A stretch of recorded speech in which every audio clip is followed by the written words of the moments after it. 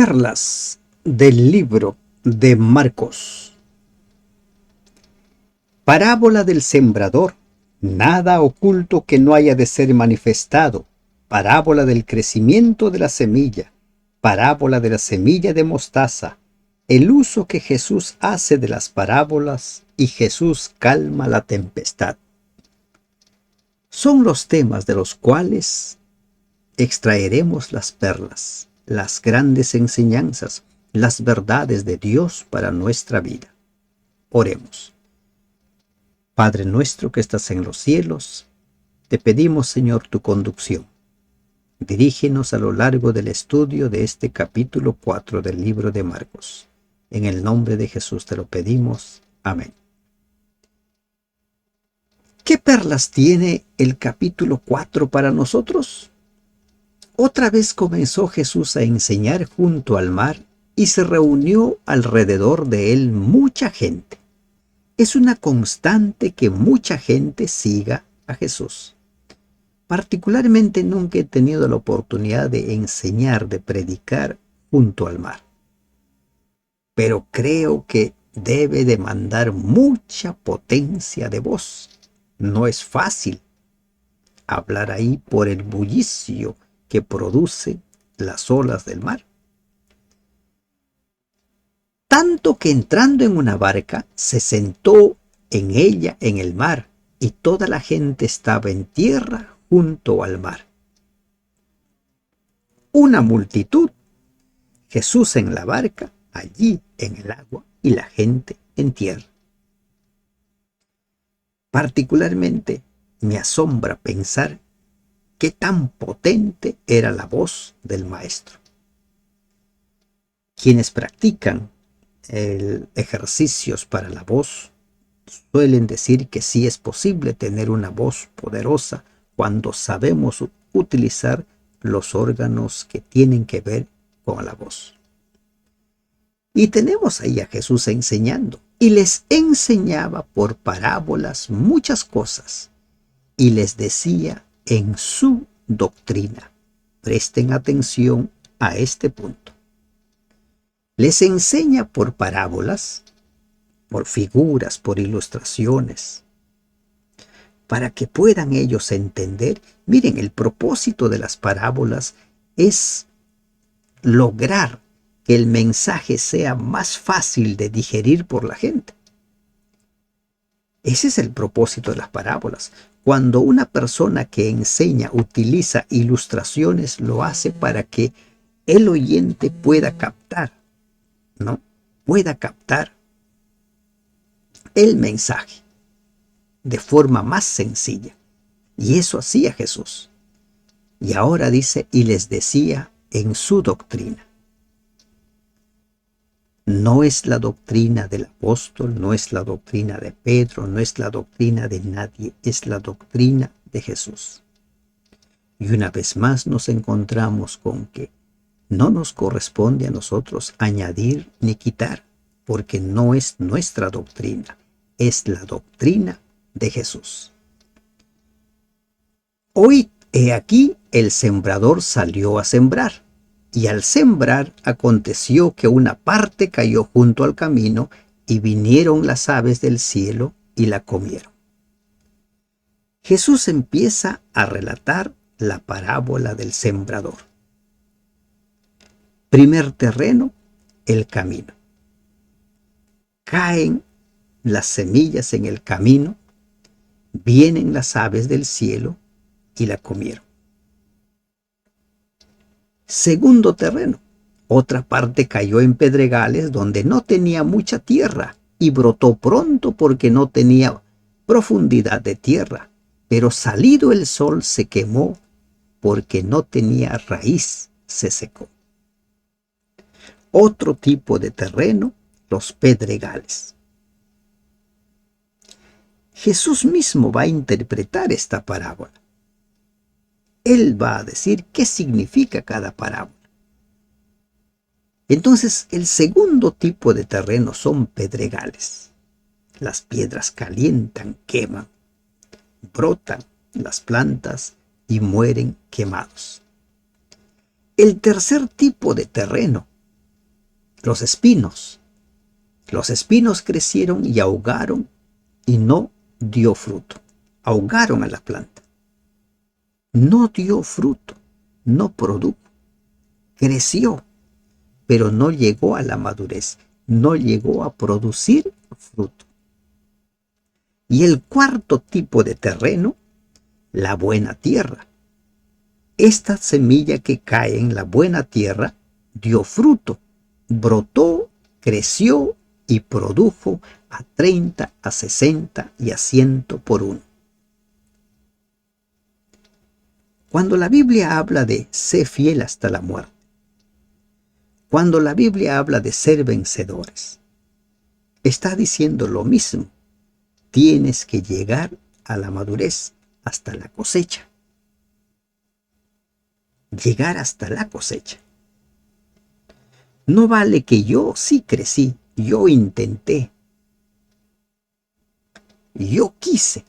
No, solo es válido llegar hasta la cosecha. Entonces les dijo, el que tiene oídos para oír, oiga.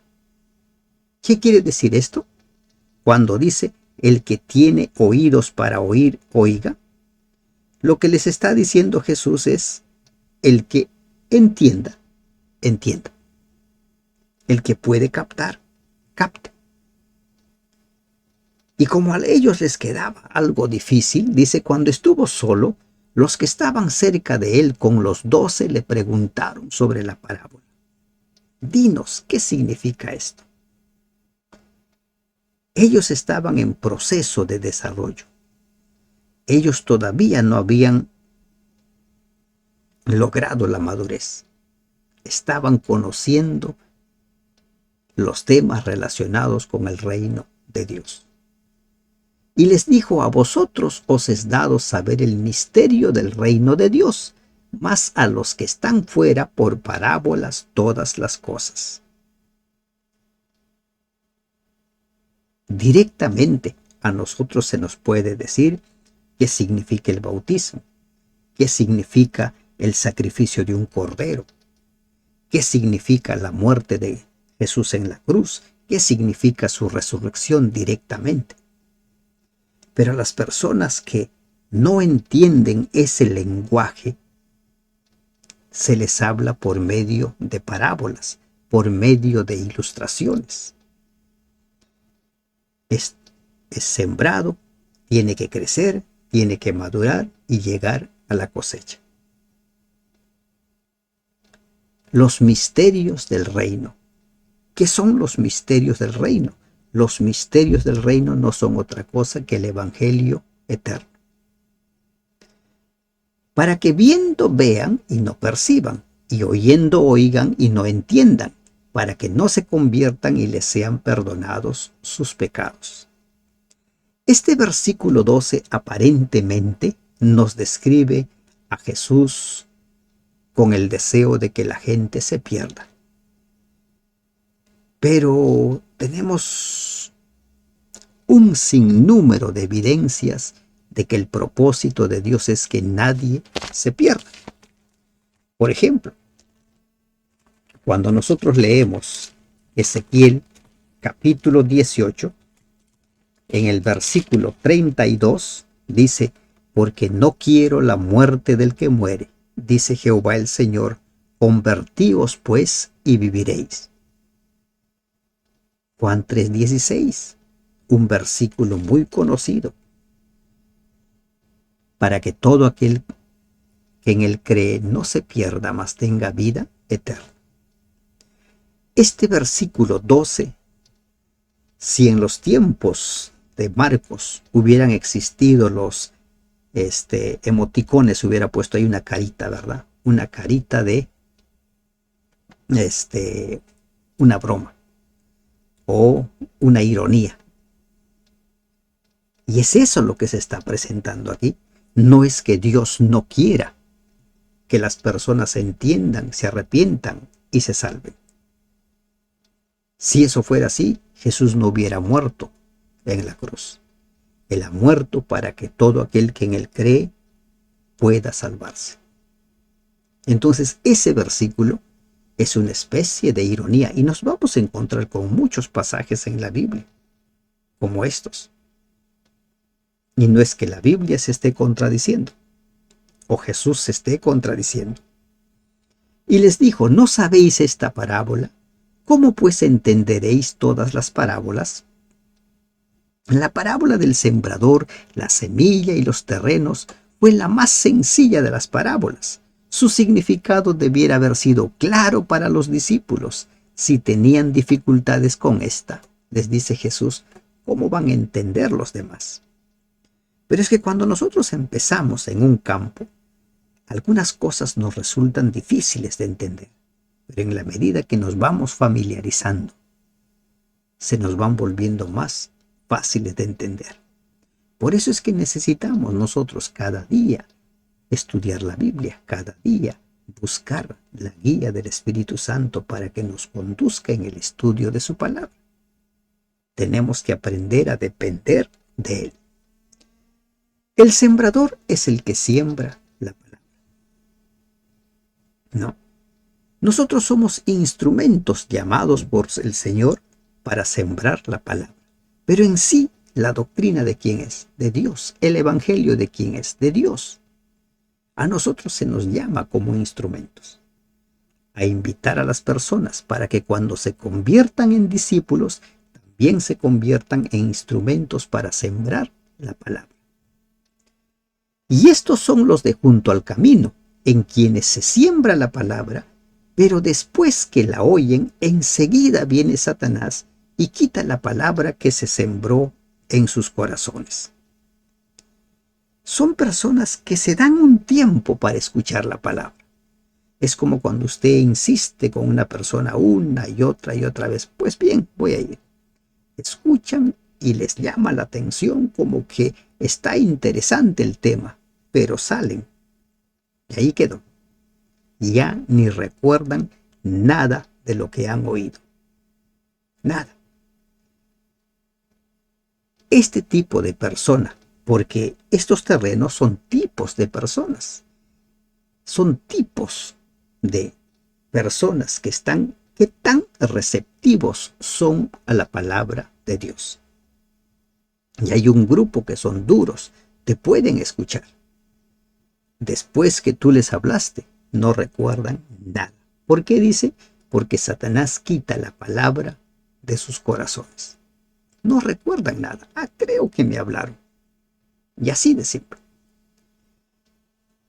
Pero los que fueron sembrados en pedregales, los que cuando han oído la palabra, al momento la reciben con gozo. Se sienten contentos. Qué lindo mensaje. Me enseñó mucho. Y están ahí regocijados. Pero no tienen raíz en sí, sino que son de corta duración, porque cuando viene la tribulación o la persecución por causa de la palabra, luego tropiezan.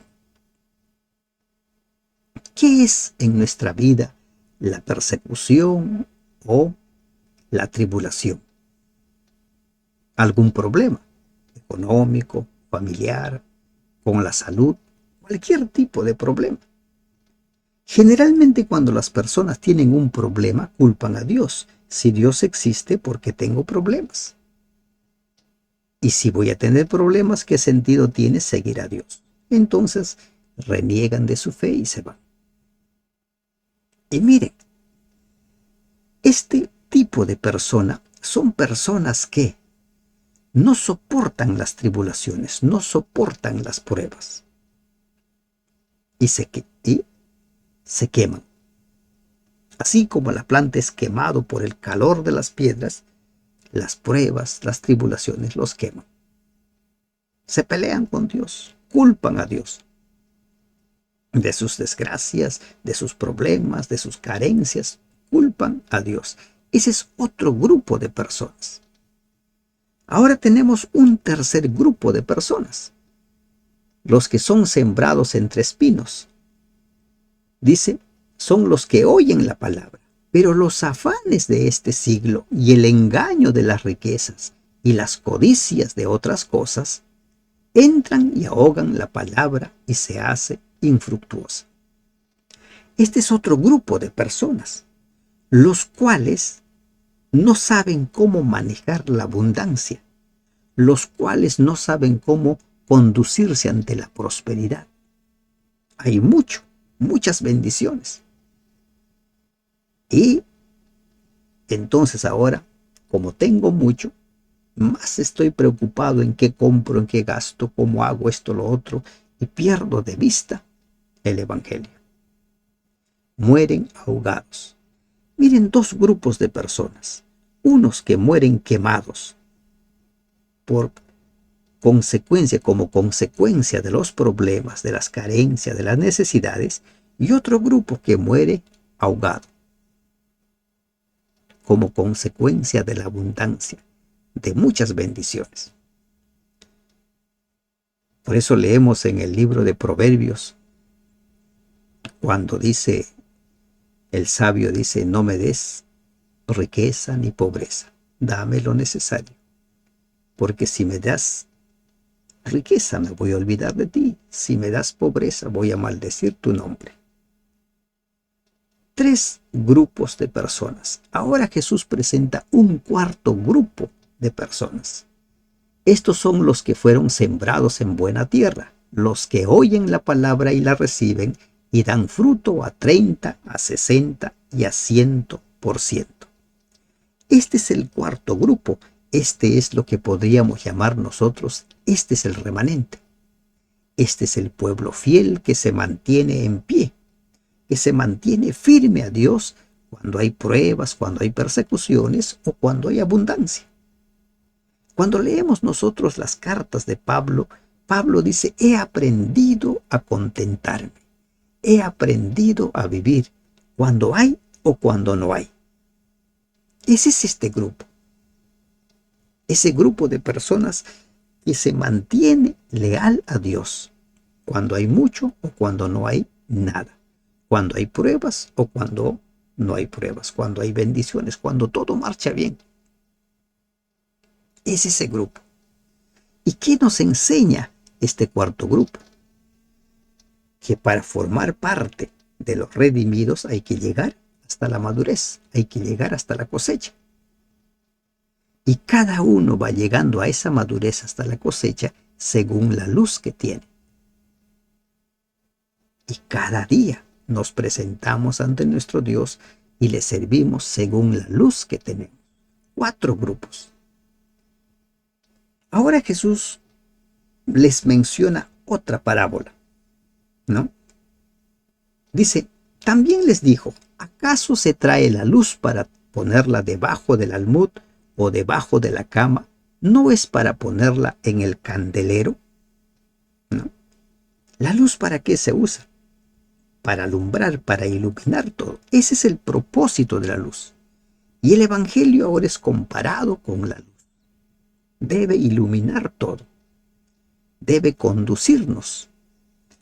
En el Salmo 119, 105 dice, lámpara es a mis pies tu palabra y lumbrera mi camino. O sea, va mostrándonos el camino a seguir. Y donde hay luz todo queda al descubierto.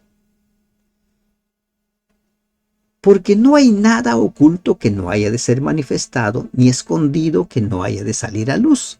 Si alguno tiene oídos para oír, oiga.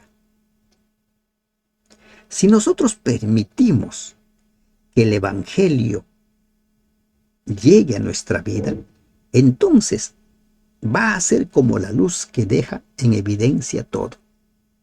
Veremos nuestras imperfecciones, veremos nuestras inclinaciones, nuestros pecados y sentiremos la necesidad de confesarlos. Porque lo va a mostrar todo. Y cuando yo oculto mis pecados, cuando yo no confieso mis pecados, es que no he permitido que la luz del Evangelio lo ilumine todo, sino que lo he puesto debajo del almud para que no ilumine mi vida. Y ese es un grave error que comete mucha gente. No permiten que el Evangelio influya directamente en cada aspecto de su vida. El que tiene oídos para oír, oiga. Es la palabra del Señor. El que entienda, entienda. Les dijo también: mirad lo que oís, porque con la medida con que medís os será medido, y aún se os añadirá a vosotros los que oís. Porque al que tiene se le dará, y al que no tiene, aún lo que no tiene se le quitará. ¿Qué está diciendo aquí Jesús? Miren, para entender de forma sencilla esta parábola. En Mateo se nos habla acerca de los talentos. A uno le da 5, a otro le da 2 y a otro le da 1. Se va el Señor. Después, cuando regresa, el que tenía 5 ahora le dice: tengo 10 porque lo trabajé y ya tengo 10. Y así el de 2 presentó 4. Y el que tuvo 1 dijo: bueno, yo lo he escondido por miedo porque sé cómo eres tú.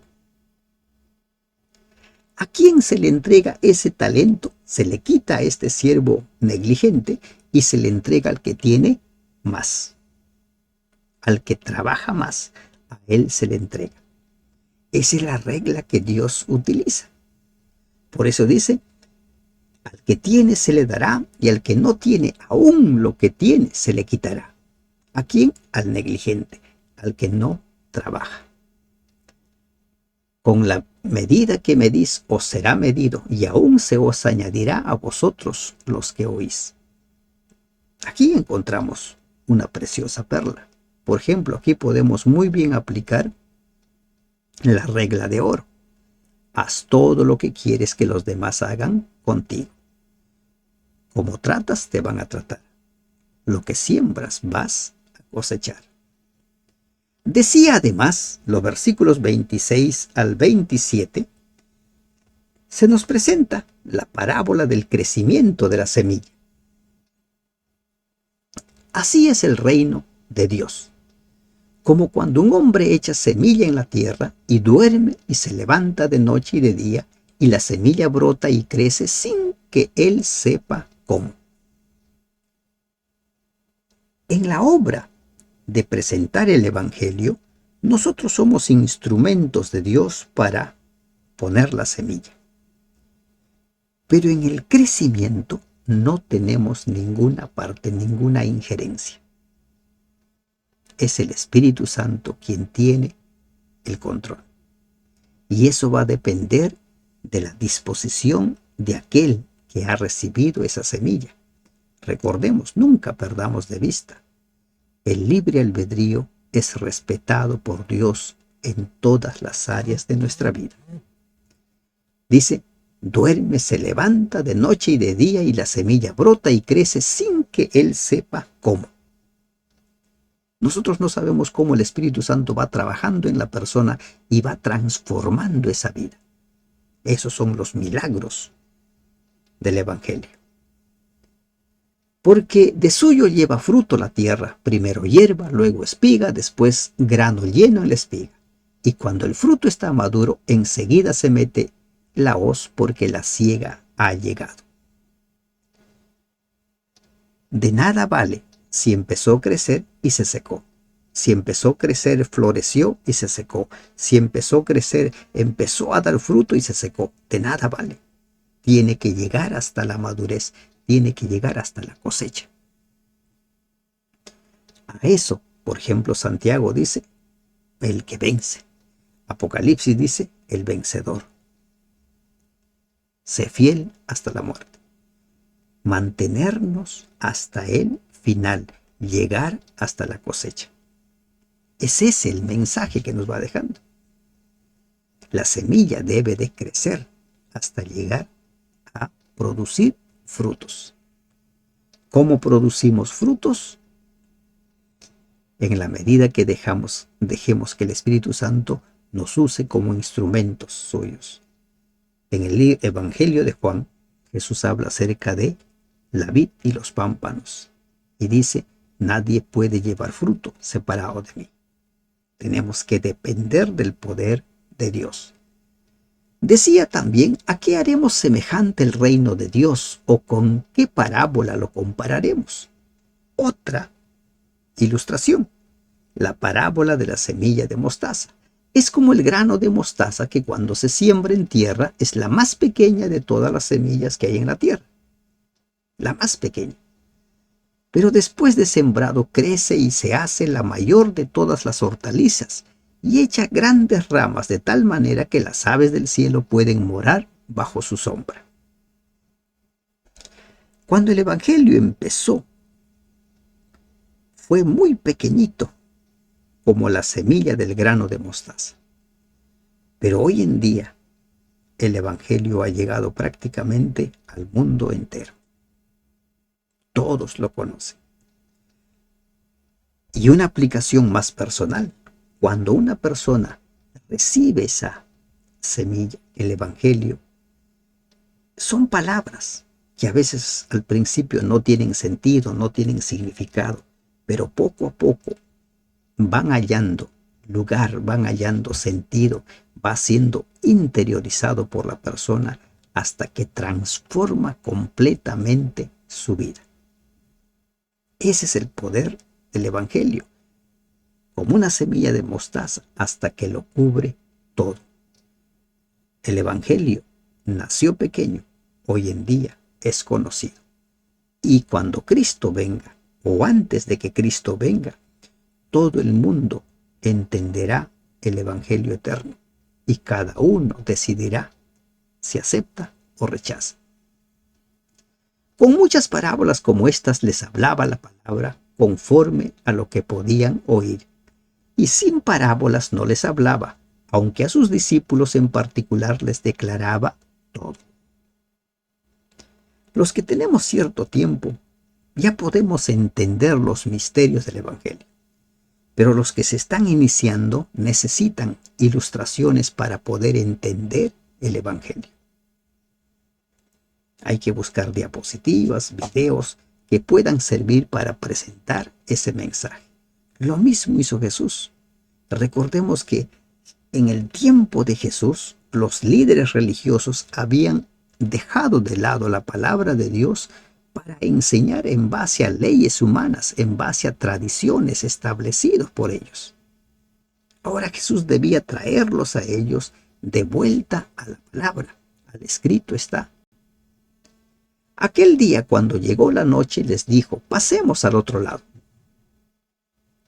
Y despidiendo a la multitud, le tomaron como estaba, en la barca, y había también con él otras barcas. Una noche, aparentemente tranquila, empezaron a navegar.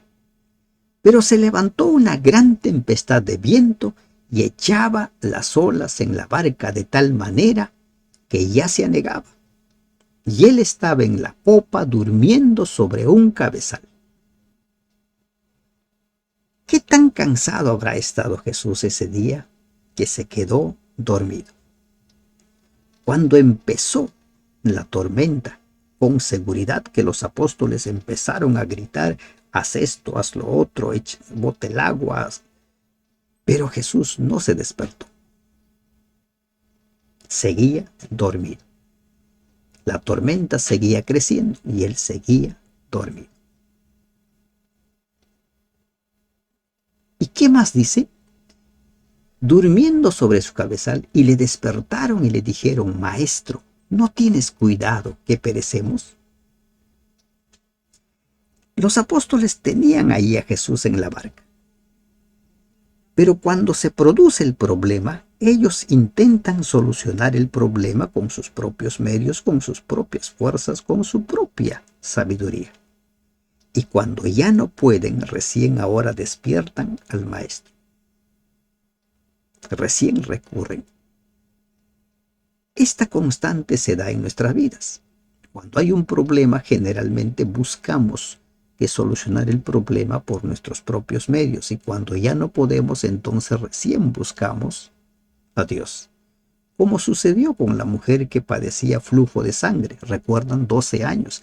Había ido a todos los médicos, había gastado todo su dinero, y cuando se quedó sin nada, recién vio en Jesús la solución a su problema. No dejemos en último lugar a Dios. Cuando hay un problema, pongámoslo en primer lugar, siempre. Para adorarlo, siempre en primer lugar. Para solucionar los problemas, también en primer lugar. Y ahora encontramos una vez más la humanidad de Jesús. Él vivió como uno de nosotros y por alguna razón estuvo sumamente cansado. Y esa es la forma de dormir. El salmista que dice: en paz me dormiré y dormiré confiado, porque tú estás conmigo. Cuando una persona duerme sin preocupaciones, puede alcanzar a tener el sueño profundo, el sueño reparador. Pero cuando nosotros dormimos a sobresaltos, ese sueño no va a hacer ninguna mella en nuestra salud. Y levantándose reprendió al viento y dijo al mar: calla, enmudece. Y cesó el viento y se hizo grande bonanza. Nuestro Dios, nuestro Salvador, tiene el control de la naturaleza misma. ¿Por qué? Porque es el creador. Él estableció leyes para la naturaleza como estableció leyes para los seres humanos. Todo el universo, todo el universo está regido por leyes. Y les dijo: ¿por qué estáis así amedrentados? ¿Cómo no tenéis fe? Si ellos hubieran despertado cuando empezó el problema Jesús, no hubiera habido necesidad de estar asustados. ¿Se dan cuenta? A veces sufrimos mucho porque no recurrimos desde el principio al Maestro. Entonces temieron con gran temor y se decían el uno al otro: ¿quién es este que aún el viento y el mar le obedecen? Estos hombres que habían sido llamados ya como sus apóstoles no conocían completamente a Jesús. Estaban en el proceso de conocerle. Aun cuando muere y resucita, ellos no habían conocido completamente a Jesús. Y aquí encontramos una enseñanza. Hay muchos que dicen: voy a conocer más, voy a aprender más para entregar mi vida al Señor. Si ya sabes quién es Jesús, entrégale tu vida, porque nunca terminarás de conocerlo. Nunca. Y estos hombres, con ese poco conocimiento que tenían, decidieron seguir al Maestro. Y cada cosa que hacía el Maestro les sorprendía. ¿Quién es este? ¿Quién es? Y para responder a esa pregunta necesitamos presentarnos cada día ante Él. Hacer de Él nuestra primera labor. La primera hora, nuestro culto personal, nuestra comunión con Dios. Que Dios te bendiga. Amén.